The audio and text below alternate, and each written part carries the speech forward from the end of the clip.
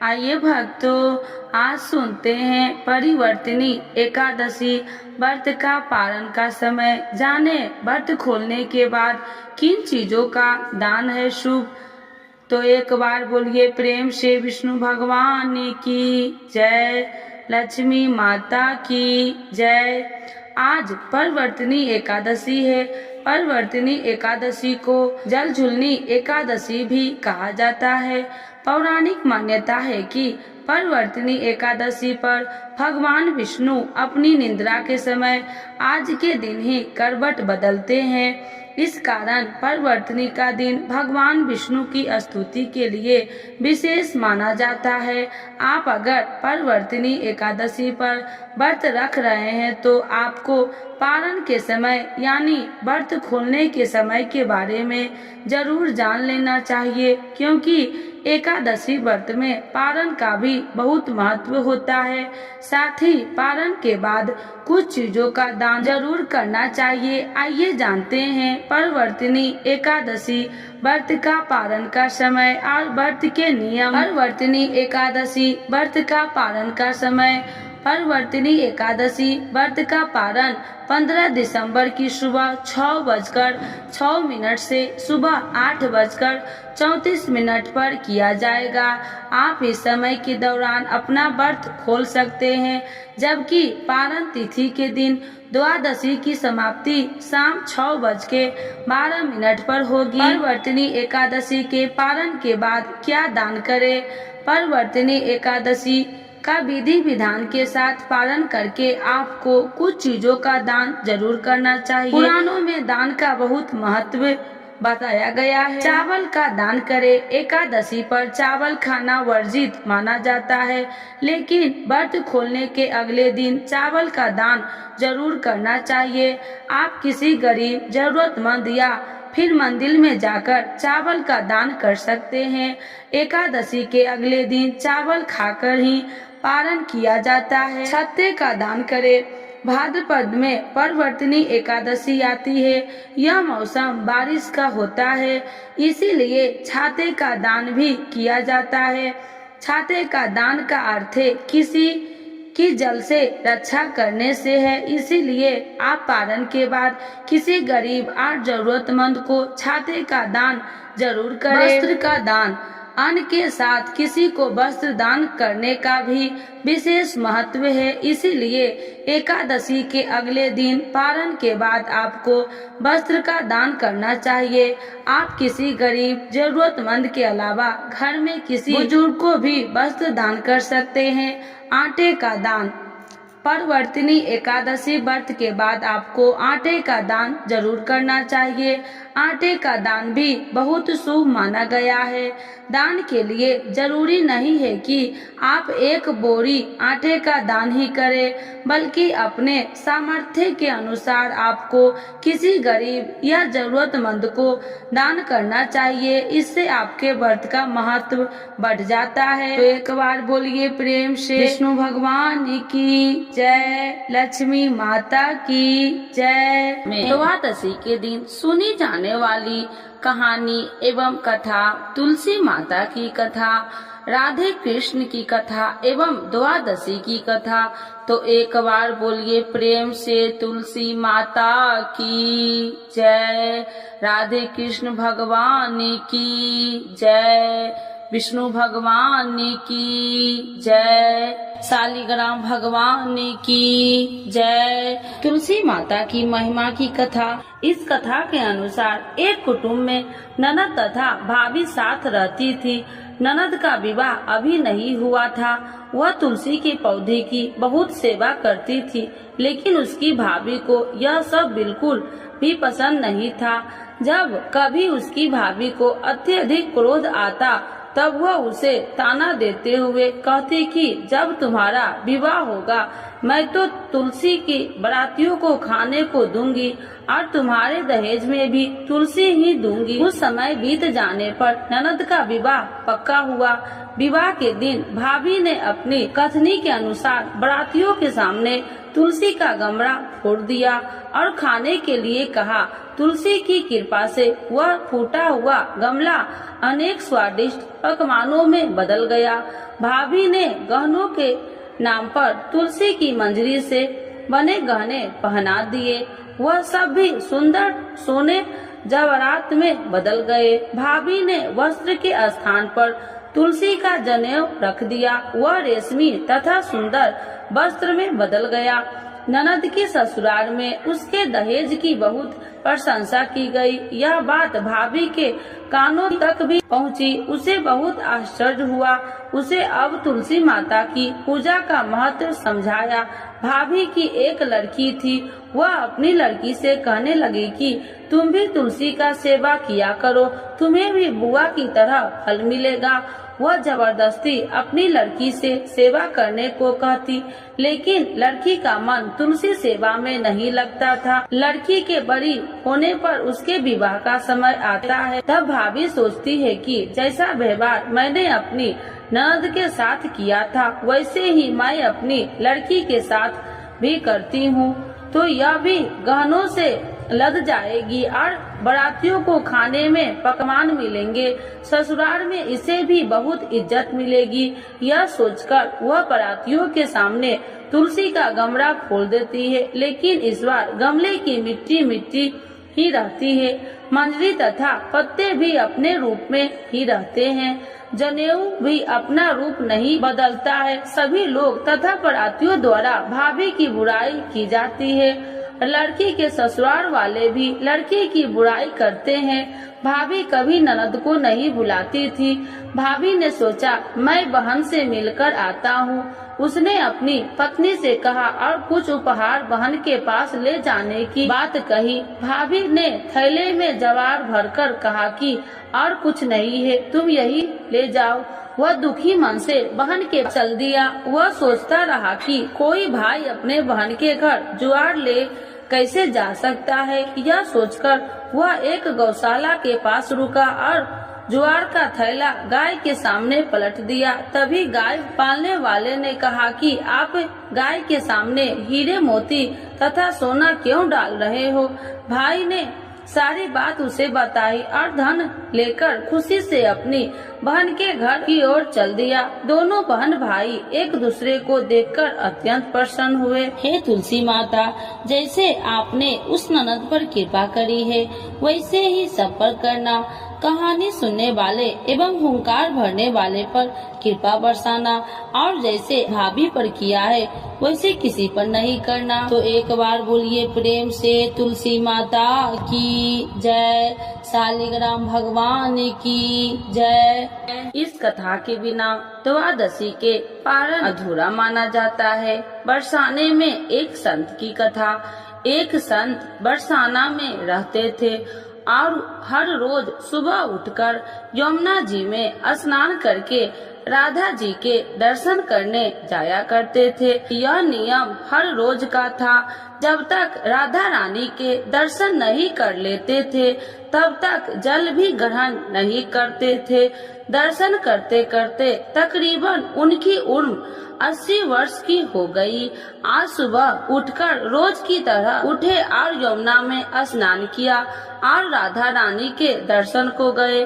मंदिर के पट खुले और राधा रानी के दर्शन करने लगे। दर्शन करते करते संत के मन में भाव आया कि मुझे राधा रानी के दर्शन करते करते आज 80 वर्ष हो गए, लेकिन मैंने आज तक राधा रानी को कोई भी वस्त्र नहीं चढ़ाए। लोग राधा रानी के लिए कोई नारियल लाता है, कोई चुनरिया लाता है, कोई चूड़ी लाता है, कोई बिंदी लाता है, कोई साड़ी लाता है, कोई लहंगा चुनरिया लाता है, लेकिन मैंने तो आज तक कुछ भी नहीं चढ़ाया है। यह विचार संत जी के मन में आया कि जब सभी मेरी राधा रानी के लिए कुछ न कुछ लाते हैं, तो मैं भी अपनी राधा रानी के लिए कुछ न कुछ लेकर जरूर आऊंगा। लेकिन क्या लाऊं जिससे मेरी राधा रानी खुश हो जाए। तो संत जी यह सोचकर अपनी कुटिया में आ गए। सारी रात सोचते सोचते सुबह हो गई। उठकर स्नान किया और आज अपनी कुटिया में ही राधा रानी के दर्शन पूजन किया। दर्शन के बाद मार्केट में जाकर सबसे सुंदर वाला लहंगा चुनरिया का कपड़ा लाए और अपनी कुटिया में आकर अपने ही हाथों से लहंगा चुनरिया को सिला और सुंदर से सुंदर उस लहंगा चुनरिया में गोटा लगाए। जब पूरी तरह से लहंगा चुनरिया को तैयार कर लिया तो मन में सोचा कि इस लहंगा चुनरिया को अपनी राधा रानी को पहनाऊं तो बहुत ही सुंदर मेरी राधा रानी लगेगी। यह सोच करके आज संत जी उस लहंगा चुनरिया को लेकर राधा रानी के मंदिर को चले। मंदिर की सीढ़ियाँ चढ़ने लगे और अपने मन में सोच रहे हैं, आज मेरे हाथों के बनाए हुए लहंगा चुनरिया राधा रानी को पहनाऊंगा तो मेरी लाडली खूब सुंदर लगेगी। यह सोचकर जा रहे थे, इतने में एक बरसाना की लड़की लाली आई और बाबा से कहती है, बाबा आज बहुत ही खुश हो, क्या बात है बाबा बताओ ना। तो बाबा ने कहा कि लाली आज मैं बहुत खुश हूँ, आज मैं अपने हाथों से राधा रानी के लिए लहंगा चुनरिया बनाया है। इस लहंगा चुनरिया को राधा रानी जी को पहनाऊंगा और मेरी राधा रानी बहुत सुंदर दिखेगी। उस लाली ने कहा, बाबा मुझे भी दिखाओ ना अपने लहंगा चुनरिया कैसी बनाई है। लहंगा चुनरिया को देखकर वो लड़की बोली, अरे बाबा राधा रानी के पास तो बहुत सारी पोशाक है, तो ये मुझे दे दो ना।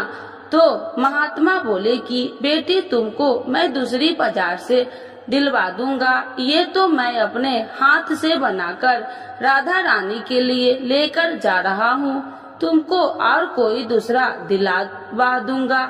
लेकिन उस छोटी सी बालिका ने उस महात्मा का दुपट्टा पकड़ लिया, ये मुझे दे दो। पर संत भी जिद करने लगे कि दूसरी दिलवाऊंगा, ये दूंगा। लेकिन वो बच्ची भी इतनी तेज थी कि संत के हाथ से छुड़ा चुनरिया को छीनकर भाग गई। अब तो बाबा को बहुत ही दुख लगा कि मैंने आज तक राधा रानी को कुछ नहीं चढ़ाया, लेकिन जब लेकर आया तो लाली लेकर भाग गई। मेरा तो जीवन ही खराब है, अब क्या करूँगा। यह सोचकर संत उसी सीढ़िया पर बैठ के रोने लगा। इतने में कुछ संत वहाँ आए और पूछा, क्या बात है बाबा, आप क्यों रो रहे हैं। तो बाबा ने उन संतों की पूरी बात बताया। संतों ने बाबा को समझाया और कहा कि आप दुखी मत हो, कल दूसरी लहंगा चुनरिया बना कर राधा रानी को पहना देना, चलो राधा रानी के दर्शन कर लेते हैं। इस प्रकार संत ने बाबा को समझाया और राधा रानी के दर्शन को लेकर चले गए। रोना तो बंद हुआ, लेकिन मन खराब था, क्योंकि कामना पूरी नहीं हुई। न तो अनमने मन से राधा रानी का दर्शन करने संत जा रहे थे और मन में ये ही सोच रहे हैं कि मुझे लगता है कि किशोरी जी की इच्छा नहीं है, शायद राधा रानी मेरे हाथों से बनी पोशाक पहनना ही नहीं चाहती थी। ऐसा सोचकर बड़े दुखी होकर जा रहे थे। मंदिर आकर राधा रानी के पट खुलने का इंतजार करने लगे। थोड़ी ही देर बाद मंदिर के पट खुले तो संतों ने कहा, बाबा देखो तो आज हमारी राधा रानी बहुत ही सुंदर लग रही है। संतों की बात सुनकर के जैसे ही बाबा ने अपना सिर उठाकर देखा तो जो लहंगा चुनरिया बाबा ने अपने हाथों से बनाकर लाए थे वही आज राधा रानी ने पहना था। बाबा बहुत ही खुश हो गए और राधा रानी से कहा, हे राधा रानी, आपको इतना भी सब्र नहीं रहा, आप मेरे हाथों से मंदिर की सीढ़िया से ही लेकर भाग गई, ऐसा क्यों। सर्वेश्वरी श्री राधा रानी ने कहा कि बाबा आपके भाव को देखकर मुझसे रहा नहीं गया और ये केवल पोशाक नहीं है, इसमें आपका प्रेम है। तो मैं खुद ही आकर के आपसे लहंगा चुनरिया छीन कर भाग गई थी। इतना सुनकर के बाबा भाव विभोर हो गए और बाबा ने उसी समय किशोरी जी का धन्यवाद किया।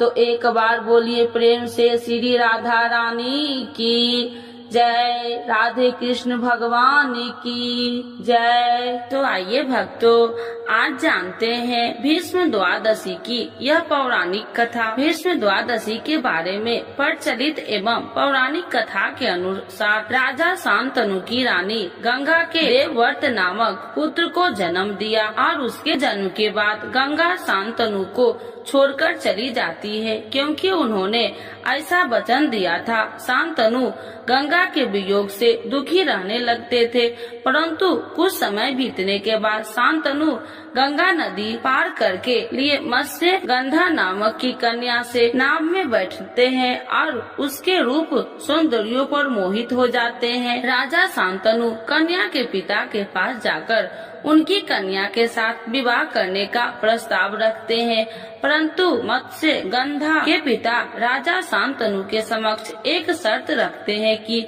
उनकी पुत्री को होने वाली संतान को हस्तिनापुर राज्य की उत्तराधिकारी बनेगी, तभी यह विवाह हो सकता है। यही मत्स्य गंधा आगे चलकर सत्यवती नाम से प्रसिद्ध हुई। राजा शांतनु का यह शर्त मानने से इनकार करते हैं, लेकिन वे चिंतित रहने लगते हैं।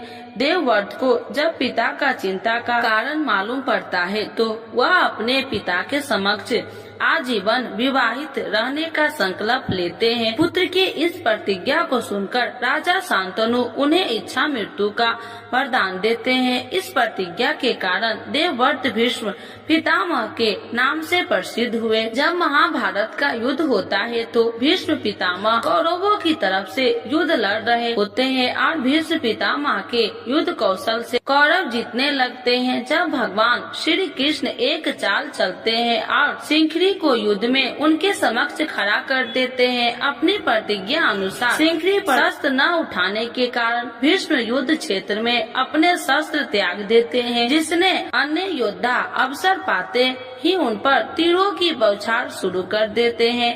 महाभारत इस महान योद्धा के शस्त्रशैया पर शयन किया, इसीलिए कहा जाता है कि सूर्य दक्षिणायन होने के कारण शास्त्रीय माता अनुसार भीष्म ने अपने प्राण नहीं त्यागे। सूर्य के उत्तरायण होने पर अपने नश्वर शरीर का त्याग किया। उन्होंने अष्टमी को अपने प्राण त्याग दिए थे। उनके पूजन के लिए ही माघ मास की द्वादशी तिथि निश्चित की गई है, इसीलिए इस तिथि को भीष्म द्वादशी कहा जाता है। भगवान ने यह व्रत भीष्म पितामह को बतलाया था और उन्होंने इस व्रत का पालन किया था, जिससे इसका नाम भीष्म द्वादशी पड़ा। यह व्रत एकादशी के ठीक दूसरे दिन द्वादशी को किया जाता है। यह व्रत समस्त बीमारियों को मिटाता है। इस उपवास से समस्त पापों का नाश होकर मनुष्य को अमोघ फल की प्राप्ति होती है।